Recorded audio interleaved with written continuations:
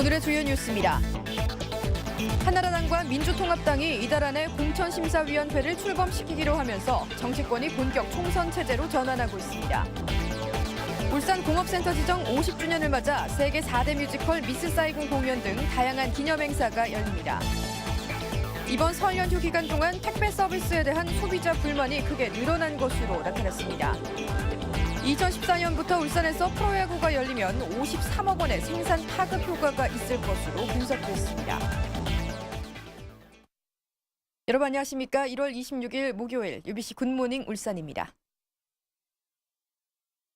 울산 지역은 오늘 대체로 맑은 가운데 추운 날씨를 보이겠습니다. 아침 최저 기온은 영하 8.1도로 올겨울 들어서 가장 낮은 기온을 기록했지만 낮 최고 기온은 영상 5도까지 오를 것으로 보입니다.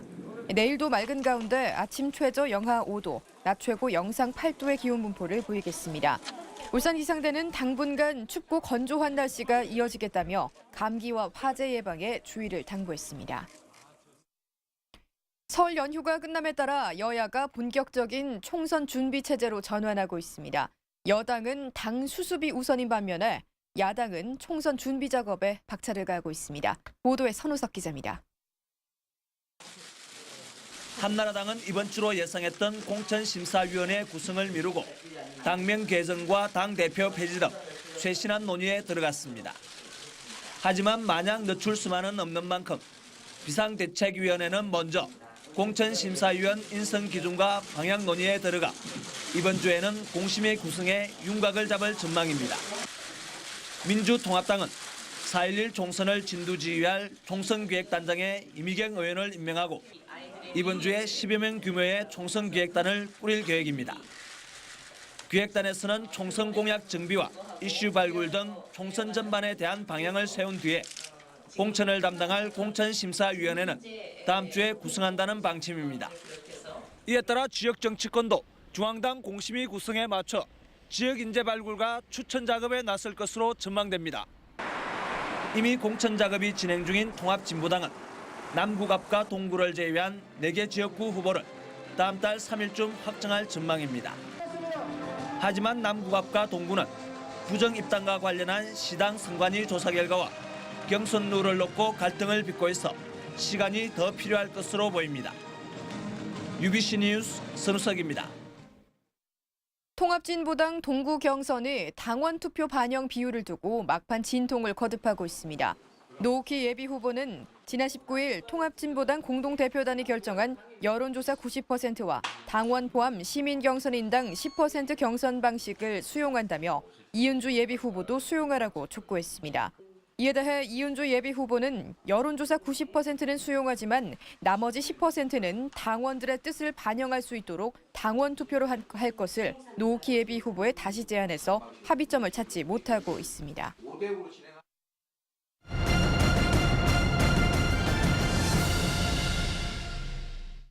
대한민국 첫 국가산업단지인 울산공업센터 지정 50주년을 맞아서 내일부터 17개 기념행사가 열립니다. 어떤 행사가 열리는지 김익현 기자가 보도해드립니다. 울산공업센터 지정 50주년 기념행사 준비가 착착 진행되고 있습니다. 이번 기념행사의 주제는 근대화 50년, 새로운 도전 100년. 울산공업센터가 지정 공포된 1월 27일부터 기공식이 열린 2월 3일까지를 기념 주간으로 정해 17개 행사가 집중적으로 열립니다. 첫날은 공업탑에서 제2선언문비 제막식이 열리고 세계 4대 뮤지컬 미스 사이공 공연도 막을 올립니다. 일요일인 29일에는 울산의 산업명장 100여 명을 위한 명장의 전당이 시민들에게 선보입니다. 2월 1일에는 롯데호텔에서 국제심포지엄이, 2일에는 58개 해외 자매 우호도시 대표자와의 간담회가 열립니다. 마지막 날인 2월 3일에는 고래를 형상화한 국내 최대 규모의 상징물이 울산역 광장에서 선보이고 김황식 국무총리가 참석한 가운데 기념식이 열립니다. 이번 행사를 통해서 지난 50년간 울산이 담당해온 역할을 재조명하고 앞으로 100년의 비전을 만천하에 널리 알릴 계획입니다. 이 밖에 산업 현장을 둘러보는 조국 근대화 투어를 비롯해 기념엽서 발행, 2062년 개봉할 타임캡슐 매설 등의 기념사업도 진행됩니다. 이번 행사는 국내 최고의 산업도시에서 세계 최고의 산업도시로 나아가는 울산의 위상을 널리 알리는 계기가 될 것으로 주목됩니다. UBC 뉴스 김익현입니다. 네, 이번 기념 행사 가운데서 큰 관심을 모으는 게 바로 뮤지컬 미스 사이공 공연인데요. 울산에서 최고의 무대를 선보이기 위해서 본격적인 리허설이 시작됐습니다. 이영남 기자가 다녀왔습니다. 호소력 있는 연기와 정교한 안무. 복장은 갖춰 입지 않았지만 연기에 몰입하는 배우들의 진지함은 실제 공연과 다를 게 없습니다. 전쟁 속에 피어난 사랑 이야기.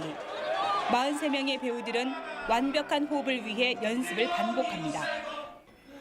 보다 완벽한 무대를 위해서 지금 음향부터 조명부터 무대까지 너무나 많은 분들이 지금 열심히 일하고 있습니다.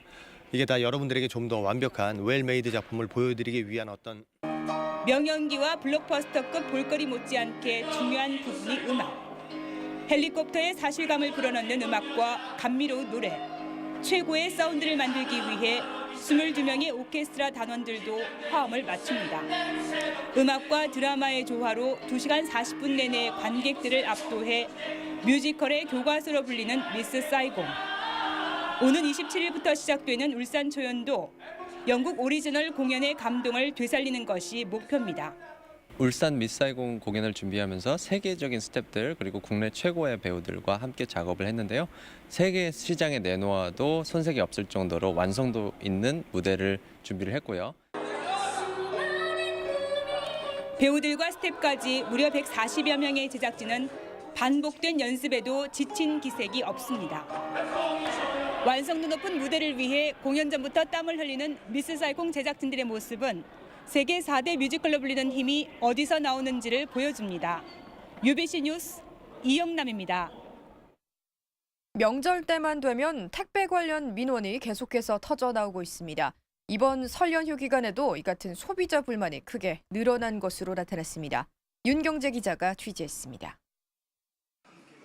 30살 안모 씨는 지난 19일 서울에 있는 부모님에게 설 선물을 택배로 보냈지만 부모님은 여태 받아보지 못했습니다. 보낸 지 닷새가 넘었는데 아니 설 선물이 설 전에 보냈는데 아직 못 받았다는데 이게 말이 돼요? 택배 업체들이 설 대목을 노리고 처리 능력도 감안하지 않은 채 많은 물량을 받다 보니 생긴 일입니다. 하루에 한 500개, 600개 그게 도착한다 해가지고 그걸 다 배달을 시키는 게 아니라 배달할 만큼만 가지고 택배 카드 나와서 배달을 다 못하는 지경에. 이러다 보니 명절 연휴만 되면 배송 지연과 반송, 파손 등 택배 사고가 잇따르고 있습니다. 소비자생활연구원에 따르면 지난 한 해 동안 울산에서 택배 배송 사고 피해 민원은 289건에 이릅니다. 이번 설 연휴에도 택배 업체 한 곳에서만 수십 건의 반송 피해가 발생했습니다. 방송 하루에 한 40에서 60분 가까이 돼요. 신고하지 않은 사례까지 합치면 울산에서 수백 건 이상의 택배 민원이 생겼을 것으로 추정됩니다. 택배 사고 피해를 보상받기 위해서는 택배를 보낼 때 배송장의 내용물을 정확히 기재해야 합니다. 또 분실이나 반송 피해가 발생했을 경우에 택배 기사가 연락을 제대로 했는지 챙겨볼 필요가 있습니다. 소비자분에게 알려주셔야 되는 의무가 있으세요. 연락이 안 되신다 하더라도 없으셔서 이제 다시 가지고 갔습니다라는 명시를 해주셔야 돼요. 하지만 반송의 경우 보상을 받은 사례가 거의 없어 미리 받을 사람의 주소와 연락처를 꼼꼼히 확인해야 합니다. UBC 뉴스 윤경재입니다. 문수야구장에서 프로야구 경기가 치러지면 한 해 50억 원 이상의 파급 효과가 예상된다는 조사 결과가 나왔습니다. 하지만 타구장에 비해 턱없이 적은 규모여서 시작부터 장기적 포석이 필요하다는 지적입니다. 보도에 서영만 기자입니다. 지난 시즌 롯데자이언츠가 플레이오프에 진출하면서 사직구장을 찾은 관중은 연간 135만 명, 연일 2만 8천 녀석 대부분이 매진되면서 관중 수입만 80억 원에 달했습니다. 관중동은 1위의 롯데구단이 건립 예정인 문수구장을 제2구장으로 지정해 울산에도 적지 않은 파급 효과가 기대됩니다. 2014년부터 연간 9경기를 치르고 12,000석이 가득 찬다면 53억 원의 생산 파급 효과와 22억 원의 부가가치 파급 효과가 있는 것으로 분석됐습니다. 관중들이 실제로 이렇게 내는 돈을 갖다 정확하게 산출을 해야 되지만 아직까지 울산에서 프로야구를 시행하지 않았기 때문에 다른 도시에서 한 평균 지출액을 가지고 계산한 것입니다. 이를 위해선 교대 근무자가 많은 지역 특성을 고려해 주말 낮 시간대에 경기를 유치하고 다양한 이벤트를 펼치는 등의 노력이 전제돼야 합니다. 하지만 준비 중인 울산구장의 관중석 크기는 최근 한 차례 조정을 거쳤지만 여전히 타시도 구장의 절반 수준에도 미치지 못하고 있습니다.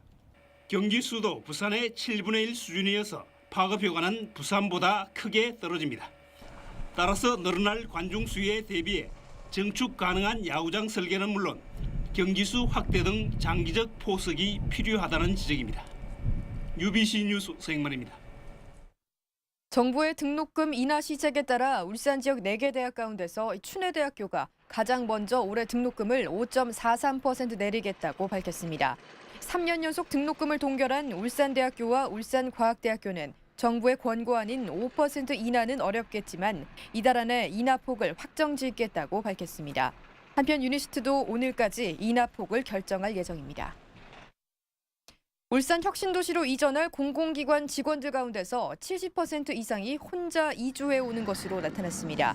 울산시가 최근 발표한 설문조사 결과에 따르면 이전 기관 직원 913명 가운데 28.8%인 263명이 가족과 함께 이주한다고 답해서 2007년 조사 때보다는 23.6%가 늘어났지만 여전히 나홀로 이주가 70%를 넘는 것으로 조사됐습니다. 나홀로 이주의 이유로는 자녀 교육 문제가 25.7%로 가장 많았고 배우자 직장 문제와 생활 불편등의 순을 보였습니다. 지난해 울산항의 물동량이 개항 이후 연간 사상 최고치를 기록했습니다. 울산항만공사에 따르면 지난해 울산항 물동량은 1억 9,387만 톤으로 잠정 집계돼 전년 대비 12.9%가 늘어났습니다. 이는 2010년에 이어 2년 연속 최고 실적을 경신한 것으로 원유 수입과 석유 정제품 수출 등 액체 화물 증가에 따른 것입니다. 김종훈 동구청장이 대왕암공원의 명승 재지정을 추진하겠다고 밝히면서 잠잠했던 대왕암공원 명승 지정 논란이 다시 불붙을 것으로 보입니다. 대왕암공원은 문화재청이 지난 2010년 명승 지정을 예고했지만 명승으로 지정되면 지역 개발이 제한받을 수 있다는 이유로 찬반 논란이 불거져 지금까지 지정이 보류된 상태입니다. 해마다 11월에 열던 옹기축제가 올해는 5월 25일부터 29일까지 닷새간 열립니다. 울주군은 그동안 11월에 옹기축제를 하다 보니 언양 봉개 불고기 축제와 황우살 축제 등과 겹쳐서 관광객 유치에 한계가 있었다고 밝혔습니다. 울주군은 이에 따라 가정의 달인 5월 말로 축제를 옮겨서 가족 단위 관광객 유치에 나설 계획입니다. 울산시가 울주군 청량면 덕하리에 버스 공영 차고지 조성에 들어갔습니다. 울산시는 이 일대 2만 3천 제곱미터에 143억 원을 들여 100대 규모의 주차장과 정비소, 충전소 등을 갖추기로 하고 타당성 조사 용역에 착수했습니다. 울산시는 울주군 언양권에도 공영 차고지를 조성해 모두 5개의 차고지를 운영한다는 계획입니다.